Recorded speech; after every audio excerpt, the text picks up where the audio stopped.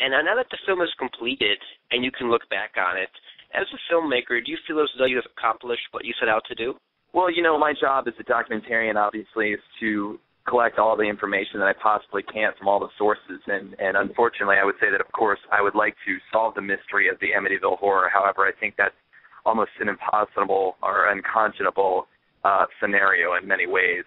Of course, I would have loved to have gotten more from Danny. However, we were lucky to have gotten what we did with him because of how a contentious issue and also how of a heated individual he can be at times. I would have loved to have interviewed the other siblings and other members of the Lutz family. However, they are choosing to remain, private this time. Hopefully, by Danny moving forward in this and talking, someday they'll be willing to speak on a more feature-length level, as Danny did for this. So, no, I mean, of course, as a filmmaker, you're always wanting there to be more and more insight on things, but I think the film represents the fuzzy line between reality and imagination, and I'm actually very pleased with its current form and to have touched on a subject that really, or look at an aspect of a subject that has never really been looked at before. Mm-hmm. And in terms of Daniel Lutz, you mentioned how he's a very intense guy, and I read in previous interviews how you mentioned how he would scare members of the crew sometimes because he was so intense. As a filmmaker, how do you sort of rein that in to make it, I guess, coherent and in the context of the film to where it's not just him going off on tangents? Right. Well, I mean, how do we control him, basically? Yes. Yeah. Exactly. That's it, right. Well, I mean, it's obviously it's a difficult process because when you're doing what we did, which was the kind of a cinematic process of presenting the material, not your typical run and gun documentary format. Obviously, there was a lot of questions Danny had about going forward with it and how we were going to do that, and obviously I had questions about how he was going to react on camera. So it was a process of keeping even down, stripping the set down, having a closed set in various scenarios, such as, when he's meeting with a therapist and when he's talking with different people like Lorraine Warren and Laura DiDio who were, worked on the original case. It was a, process of making him the most comfortable in that situation. And obviously also me having to befriend him and gaining his trust and wanting to speak publicly on something that, he's essentially suppressed for over 35 years now. So it wasn't an easy process, and there was a lot of groundwork, which, most documentaries are that way. I've been working on this nearly 5 years now on this project alone, but I had quite a bit of knowledge of the story leading into that, so I think it was that combination of having, a well-rounded opinion and knowledge on the story that Danny felt comfortable that he didn't have to educate me on the story, and that was kind of why I was essentially chosen by him to be the vessel for him to tell his story. However, I think at times I've always, in post-production, I made choices to, involve other, objective viewpoints that give it a well-rounded look at something which I think, makes him uncomfortable, and in certain aspects, I would say, the idea of repressed memories and how his memory could have been skewed by the media in one way or another, how his memory of it may not represent the actual truth, and that, again, like I mentioned, that fuzzy line between reality and imagination. So with all those things, having to kind of, keep him on be open with him, but also ask, hard questions. After you were done shooting certain interviews with him, did you find that for you personally it was sort of a hard film to shake or hard to shake what you were kind of listening to and experiencing?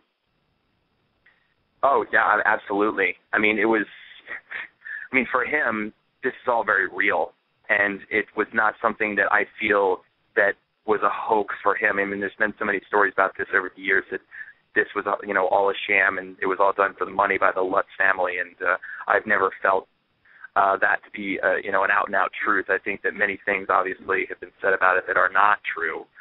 Even, there are a lot of inconsistent statements from the Lutzes themselves. However, I think that a lot of this has to do more with the media's misconstruing of the story than it does anything that the Lutzes have done to themselves.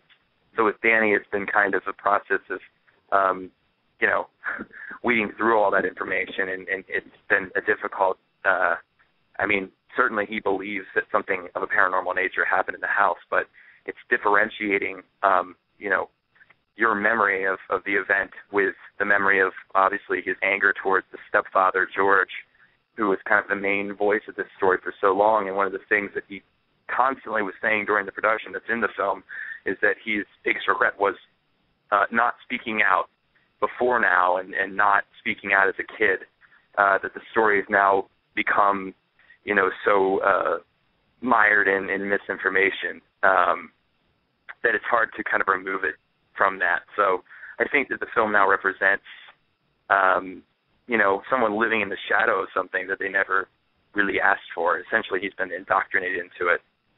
But yeah, he definitely believes that this all was very real. So the trauma was very real for him, and I don't think anyone can deny, even though there is a theatricality to his character, and he certainly, at many times it appears, playing towards, you know, to the camera for the interviewers, for the people he knows are listening to him. I still think that knowing him, that's the person that he is in real life too. I mean, in any situation, that's how he's acting. So it's and I've spent many, you know, it's been years now with him. So. And he mentions how he had some regret for not doing this sooner. Why do you think he agreed to do this now? Basically, he mentioned to me the primary reason was because his children have reached an age.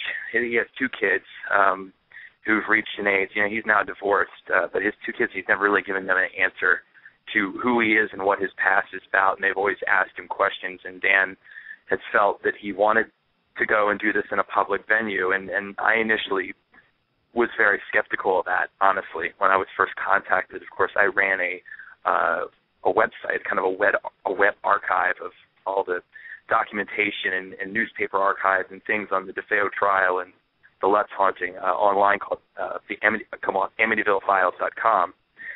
And he contacted me through that site because, you know, it was kind of an unbiased presentation of all those things I mentioned. And yeah, I think that his anger towards the stepfather in that whole situation is where, you know, wanting to kind of set the record straight for himself and talking to someone that he felt would be, you know, an objective ear to listen to him. And at times it's been, I mean, obviously it's even been contentious between he and I. You know, he calls me out even during the shooting of the film and becomes almost irate with me at the end of the film when I asked him if I was taking a polygraph test, which in my opinion, is a very logical question. He does not. Right. I've seen a lot of people say, you know, online that he denies taking the polygraph test. In fact, if you listen back, he says, "Yes, I would," but he is irate with me essentially because he took it as an assault on his credibility. He took, you know, he had just finished an 8-hour interview essentially talking about Amityville, which was something he didn't. Was, you know, immediately clams up when you start talking to him about it, and you have to kind of pry him open essentially to get all this information to come out. But yeah, that's where I think the anger was derived from for that. So it was kind of a process of showing all the varying aspects of his character, and I think we were able to accomplish that with everything that I was possibly granted to do, and not that I was really not granted to do anything. It was just getting Danny to participate in everything I wanted to do. It was a difficult process, as one can imagine watching the film. Oh, most definitely. And I wanted to ask you, for him personally, do you find that this process for him has been therapeutic, and has it helped him move on at all, would you say? Sure. I mean, it absolutely. I mean, that was an overwhelming sense, I would say, from day one I met him. I felt like this was almost a cathartic process. In a lot of ways, when I first went there, I took a digital recorder and about a set of 100 photographs from the night of March 6, 1976, when the house was investigated after the Lutzes fled and left all of their belongings. There were a lot of pictures that are actually in the film of the way the house was left with Danny's toys and his furniture and his bed, and his bedroom, and all this. And he hadn't seen some of these photographs before, and so him flipping through this, set of photographs and looking at this, you could just feel the years coming off of his chest.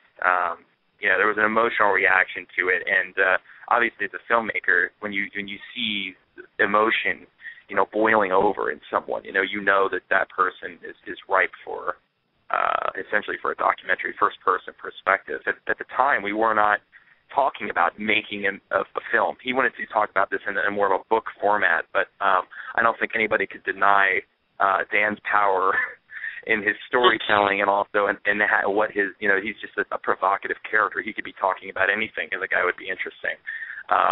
So in those ways, I felt that it was definitely, like I mentioned, right for a first-person account.